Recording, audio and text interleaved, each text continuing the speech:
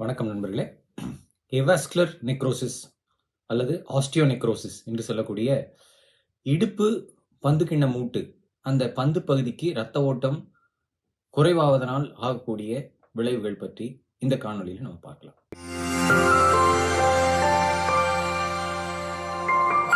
இளவயதில் இடுப்பு பந்து கிண்ண மூட்டில் வலி ஏற்படுவதற்கு ஒரு முக்கியமான காரணம் எவாஸ்குலர் நெக்ரோசிஸ் என்று சொல்லக்கூடிய இடுப்பு பந்து இரத்த குறைபாடு. ஆங்கிலத்தில் ஆஸ்டியோநெக்ரோசிஸ் அல்லது ஏவாஸ்குலர் நெக்ரோசிஸ் சொல்லுவோம். இந்த குறைபாட்டுக்கான முக்கியமான காரணம் என்ன? பொதுவாகவே நம்மளுடைய இடுப்பு பந்து கிண்ண மூட்டை பந்தினுடைய இரத்த ஓட்டம் குறைவு. கழுத்து பகுதியிலிருந்து சிறு நரம்புகள் மூலமா, சின்ன இரத்த நாளங்கள் மூலமா தான் அந்த தலைப்பகுதி அல்லது பந்து பகுதிக்கு இரத்த ஓட்டம் போகுது. அப்ப அந்த கழுத்து பகுதியில போகக்கூடிய இரத்த நாளங்கள்ல சிறு சிறு இரத்த நாளங்கள் அடைப்புகள் ஏற்பட்டா பந்துக்கு இரத்த ஓட்டம் போகாம அது ஏவாஸ்குலர் நெக்ரோசிஸா மாறதுக்கான வாய்ப்பு இருக்குது. இந்த எவாஸ்குலர் நெக்ரோசிஸ் வந்தால் என்ன ஆகும் அப்படின்னா, அந்த பந்துக்கு ரத்த ஓட்டம் இல்லாதனால நாளடைவில் பந்தினுடைய ஷேப் மாறி போயிடும். அது நல்லா ஸ்மூத்தா ரவுண்டா இருக்க வேண்டிய பந்து இர்ரெகுலரா மாறி அது சிதிலம் அடைஞ்சு அடுத்த கட்டத்துல தேய்மானம் நடக்க முடியாத ஒரு சூழ்நிலைக்கு நம்ம ஆளாயிருவோம். இந்த எவாஸ்குலர் நெக்ரோசிஸ்க்கு முக்கியமான காரணம் அப்படின்னு பார்த்தா 2 முக்கியமான காரணங்கள். ஒன்று அதிகப்படியான ஸ்டீராய்டு மாத்திரைகள் அல்லது ஊசிகளை எடுத்துக்கொள்ளுதல். இன்னொன்று ஆல்கஹால், குடிப்பழக்கம். இந்த 2 தான் முக்கியமான காரணமா இருந்து வந்தது. கொரோனா காலகட்டத்துக்கு அப்புறம் கொரோனா வந்தவங்க அல்லது கொரோனாவுக்கு வைத்தியம் பண்ணவங்க இவங்களுக்கு பெரும்பான்மையா இந்த ஏவாஸ்குலர் நெக்ரோசிஸ் நோயை நம்ம இப்ப பாக்குறோம். இந்த பந்து பகுதிக்கு ரத்த ஓட்டம் போகாம இருந்தா என்ன ஆகும் அப்படின்னா, சிறிது சிறிதா இடுப்புல வலி ஏற்படும், நடப்பதற்கு சிரமம் ஏற்படும். கொஞ்ச தூரம் நடந்ததுக்கு அப்புறம் காலை தாங்கி நடக்கிற மாதிரி இருக்கும். லிம்பிங் என்று சொல்லக்கூடிய கால் நடையில ஒரு மாற்றம் ஏற்படும். காலை மேல தூக்க முடியாது, சமணம் போட்டு உட்கார முடியாது. ஒரு 2 வீலர் ஏறதுக்கு, பைக் ஏறதுக்கு காலை தூக்கி போடணும்னா முடியாது. ஃபர்ஸ்ட் எடுத்தோன்னே என்ன ஆகும்னா, முதல்ல பாக்குறவங்க ஏன் இப்படி சாஞ்சு நடக்கிற அப்படின்னு கேட்க ஆரம்பிப்பாங்க. அப்புறம் கொஞ்சம் கொஞ்சமா வலி அதிகமாகி ஒரு கட்டத்துல நடக்க முடியாத அளவுக்கு வலி ஏற்படும். அன்றாட வேலைகள் செய்வதற்கு சிரமம் ஏற்படலாம். இந்த நோய் பெரும்பாலும் இளவயதுக்காரங்களை தான் நம்ம ரொம்ப தாக்குது. 18 வயசுல இருந்து இதை நாங்க பாக்குறோம். 35-40 வயசுல ரொம்ப காமன். சராசரியா 35-40 வயசு அல்லது 30 வயசுல இருக்கிறவங்களுக்கு இந்த மாதிரி ஒரு பிரச்சனை வரும்போது, அது அவர்கள் நல்லா ஆக்டிவா இருக்க வேண்டிய வயசு. 2 வீலர் ஓட்டுறதுக்கோ, இல்ல ஒரு பக்கம் பிரயாணம் பண்றதுக்கோ, ஒரு வெகு தூரம் நடக்கிறக்கோ, படியேறதுக்கோ முடிய வேண்டிய ஒரு வயசு இது.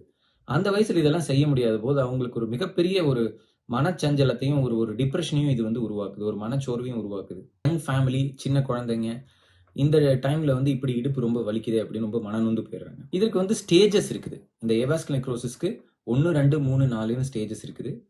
இப்போ 1ஆம் ஸ்டேஜ்ங்கிறது வெறும் ஒரு ரத்த கட்டு அல்லது எடிமா என்று சொல்லக்கூடிய ஒரு ரத்த கட்டு தான் இனிஷியலா ஏற்படும். அடுத்த கட்டத்துல அந்த ரத்த கட்டு ரத்த அடைப்பா, அந்த ரத்த நாள அடைப்பா மாறும்.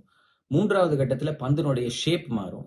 4வது கட்டத்துல கிண்ணமும் தேஞ்சு தேய்மானம் ஏற்பட்டுரும். இந்த 4 கட்டத்துக்கும் வெவ்வேறு வகையா நம்ம வைத்தியம் பண்ணலாம். முதல்லயே இதை கண்டுபிடிச்சு, இடுப்புல வலி ஏற்படுற டைம்லயே இதை கண்டுபிடிச்சு நம்ம முதல் கட்டத்திலேயே இதை இன்டர்வீன் பண்ணோம்னா மருந்து மாத்திரைகள் இது சரி பண்றதுக்கு ஒரு வாய்ப்பு இருக்கு. இப்போ அதற்கான ஒரு மருந்துகளினுடைய ரெஜிமென்ஸ் இருக்குது. நம்ம கிட்ட சக்சஸ்ஃபுல்லா நிறைய பேஷண்ட்ஸ்க்கு மருந்து மாத்திரைகள் இது சரி பண்ணிருக்கோம். பட் 2ஆம் அல்லது 3ஆம் ஸ்டேஜுக்கு போயிருச்சுன்னா அதுக்கு அறுவை சிகிச்சைகள் தேவைப்படும். பொதுவா 2ஆம் ஸ்டேஜ் அப்படின்னு சொல்லக்கூடிய ஸ்டேஜ் 2 என்று சொல்லக்கூடிய லெவல் இருக்கிறவங்களுக்கு நம்ம சின்ன நுண்துளை அறுவை சிகிச்சை மூலமா அந்த ரத்த ஓட்டத்தை திரும்ப புதுப்பிக்கிறதுக்கான முயற்சிகள் நம்ம செய்யலாம். அது 70 அல்லது 80% பேருக்கு வேலை செய்யும். 10 அல்லது 20% பேருக்கு அது வேலை செய்யாது. அந்த சிகிச்சை முறை நுண்துளை அறுவை சிகிச்சை முறை அது செய்வதனால எந்த பாதிப்பும் இல்லை. சிறிய துளையிட்டு அந்த பந்துல சின்ன சின்ன துளைகள் போட்டு அதன் மூலமா ரத்த ஓட்ட சீர் செய்யலாம். கோர் டீகம்ப்ரஷன் என்று சொல்லக்கூடிய அறுவை சிகிச்சை முறை.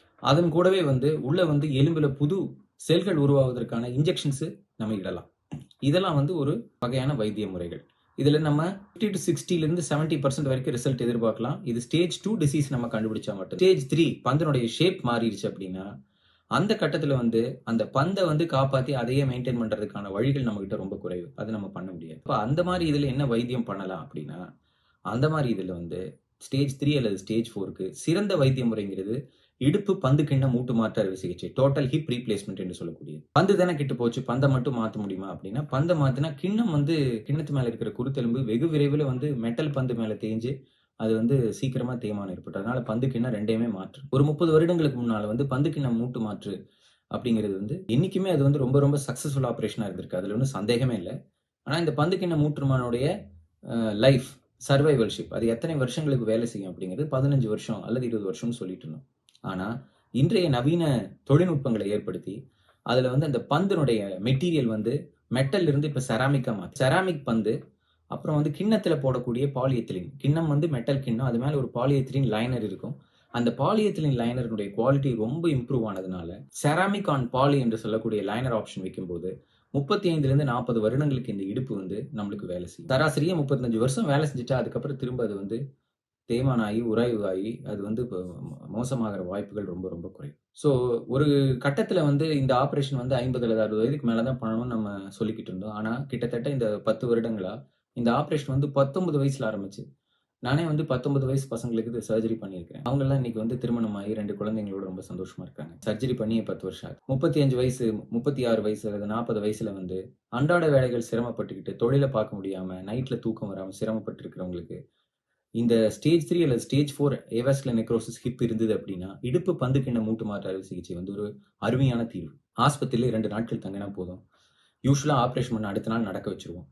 1 மாத காலத்துல நார்மல் ஆக்டிவிட்டீஸ் எல்லாமே பண்ணிக்கலாம். ஒரு 1 1/2 மாதங்கள் கழித்து இருசக்கர வாகனம், 4 சக்கர வாகனங்களை எல்லாம் வந்து செலுத்திக்கலாம். யூசுவலா வந்து எந்த சப்போர்ட்டும் இல்லாம இவங்க நல்லா நடக்கலாம். மேக்ஸிமம் பேஷண்ட்ஸ் கிட்டத்தட்ட 90% பேஷண்ட்ஸ் வந்து கீழ சமணம் போட்டு உட்கார்றது, குத்த வச்சு உட்கார்றது எல்லாமே செஞ்சுடுறாங்க. ஸோ இதனால வந்து பெரிய பாதிப்பு எதுவுமே வராது. ஆப்பரேஷன் பண்ணதுக்கப்புறம் நமக்கு இது மாரி ஒரு பிரச்சனை இருந்ததே நம்ம மறந்துருவோம். ஃபர்காட்டன் ஹிப் என்று சொல்லக்கூடிய இந்த தொந்தரவு இருந்ததும், இந்த ஆப்பரேஷன் பண்ணதையுமே வந்து மறந்துருவோம். அந்த அளவுக்கு இது வந்து ஒரு சிறந்த அறுவை சிகிச்சை முறை. அஃப்கோர்ஸ் இத வந்து ரொம்ப கரெக்ட்டான, எக்ஸாக்ட்டான வகையில பண்ணணும். இத பண்ணோம் அப்டின்னா, கண்டிப்பாக சக்சஸ் கிடைக்கும். இத பற்றின தேவையில்லாத பயங்கள் வேண்டியதில்ல.